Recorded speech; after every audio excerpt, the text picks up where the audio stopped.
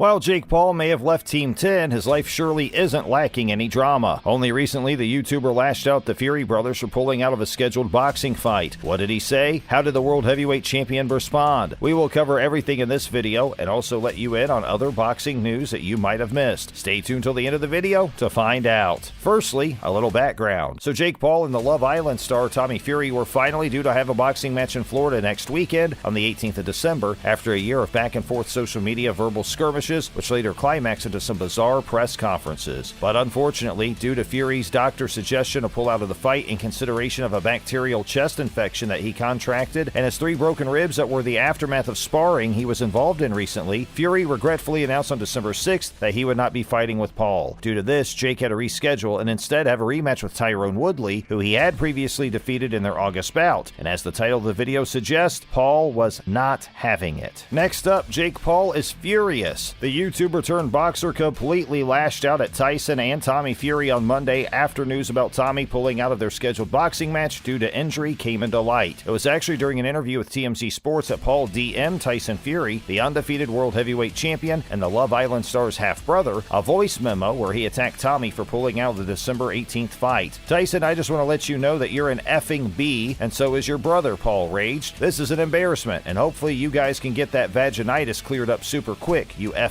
dosser." Paul also refused to buy that Fury did not follow through with the plans due to medical reasons. He instead believed it was due to Tommy being scared to face him and said the pressure got to the kid. He further moved on to discredit the former reality TV star's achievements, saying that the only people he had fought in the past are those who were meant to lose statistically, and fighting the real deal would be scary, especially since it's on the biggest stage possible. Jake also took a dig at Fury's past life, claiming that because he was born with a silver spoon, he did not face any obstacles in his life, and when this fight got scheduled, the pressure got to him and he crumbled. "It is official. Tommy Fury is boxing's biggest B," Paul laughed. So why is this such a big deal? If you do not know, the fight took a lot of blood, sweat, and tears to organize. Paul had actually offered $1 million to the Love Island star initially, which Tommy had turned down right away. The 7-0 boxer argued that the fight would probably bring in multiple millions, and so the offer wasn't worth leaving the bed, or even addressing for that matter. But the deal was sealed a few weeks later when the 24-year-old agreed to pay Fury an extra $500,000 if he managed to beat him. If he didn't, well then he should be prepared to be called Tommy Fumbles for the rest of his life. Although this clause was not a part of the final contract, Paul's team vowed that the bet would be a handshake deal made at their press conference in Las Vegas on November 6th. The said handshake deal actually didn't end up happening, however, because the fighter missed both of his conferences on November 6th and November 8th respectively due to an emergency back home in the UK involving his mother Chantal, leaving Tyson's trainer Sugar Hill Stewart to pick up the pieces after him. The aftermath. Fury's brother took over his training then, while Paul continued with his regular team in Puerto Rico. The build-up to the fight got even more intense as Tommy, along with his brother and father, was caught in a verbal skirmish with the American boxer on Zoom, which the broadcasters of the fight actually had to apologize for, since Fury made some unpleasant comments towards Paul's girlfriend, Julia Rose. Mere days later, Tommy came down with a chest infection, which made him miss a couple of days of training. His doctor, Usman Sajid, stated that he had allowed Fury to return to sparring when he saw improvement, but that resulted in him terribly injuring his ribs. Sajid, after going back and forth with his father, finally recommended that the boxer should not go through with his match on December 18th. This was ironic because only a few days earlier, Tommy was begging the everyday bro singer to not pull out of the fight. How did the Fury brothers respond? While Tommy had expressed his sadness for his actions in a statement through his promoter Frank Warren, saying he was heartbroken, he has not yet responded to Paul's comments. The same cannot be said about his brother Tyson, who did not hold anything back. "Jake Paul can go suck a D for all I care," he fumed. "Next, go on, what's next?" He also stated that Jake and Logan Paul, who had also mocked Tommy for backing out the last minute, saying that it was a good thing that he was beautiful because he was a P or two S-house P's, and they would never come at a par with him because at the end of the day, they were just effing B's. Yikes. The rebound. Perhaps the most upbeat about this whole incident is Tyron Woodley, who will be fighting Paul instead. Woodley is just happy that he has gotten the chance to redeem himself sooner than he had hoped, and he's planning on defeating the 24-year-old this time around. Now let's move on to other boxing news that you might like to know. Jared Anderson, the next heavyweight champion. Jared Anderson, who is 11-0 with 11 knockouts and is also known as a heavyweight prospect, made a statement last Saturday night after after claiming a second knockout victory against Alexander Teslenko at Madison Square Garden in New York. The 22-year-old knocked Teslenko in the second round out with a jab, following it with a strong right and left hook, after which Teslenko could not get up, causing the referee to put a stop to the bout. In a statement to Fight Hype, Anderson claimed that he was extremely confident about becoming the new great heavyweight. He believed he could prove this to the disbelievers, and that although he got a little carried away in the first round, he got the job done. He pondered that he would need to practice on not getting hit too much, but he is still only going forward, and all he needs now is 10-round fights to get into the rankings. If he gets the right contract, Jarrett said, he could even fight with Tyson Fury, the current world heavyweight champion. We cannot judge Anderson's form yet, but once he's in the rankings, it'll surely be interesting to see him fighting it out against the top 15 challengers. Ryan Garcia comeback with Isaac Cruz. Ryan Garcia expressed his interest in fighting Isaac Pitbull Cruz, the lightweight world title challenger who was recently defeated. Garcia, with a record of 21-0 and 18 knockouts, said that he is set to bout with Cruz, who has gone 22-2-1 with 15 knockouts and is also much shorter than Garcia once Cruz comes back to the ring. But if Ryan does not follow up on his words, his reputation will be completely destroyed, and Ryan may not be able to come back to boxing ever, which may be a good thing, fans ponder, because these days Ryan seems to have lost interest in the game. The 23-year-old has also not been in a fight since last January, and in order to get a shot at the world title, he needs a good opponent.